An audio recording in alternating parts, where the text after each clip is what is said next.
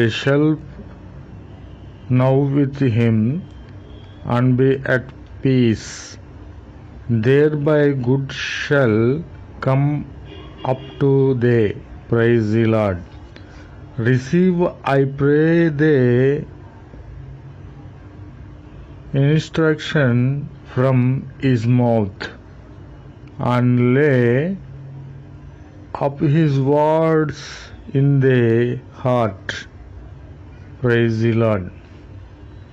Yea, then shalt thou delight thyself in the Almighty, and shalt lift up thy face unto God.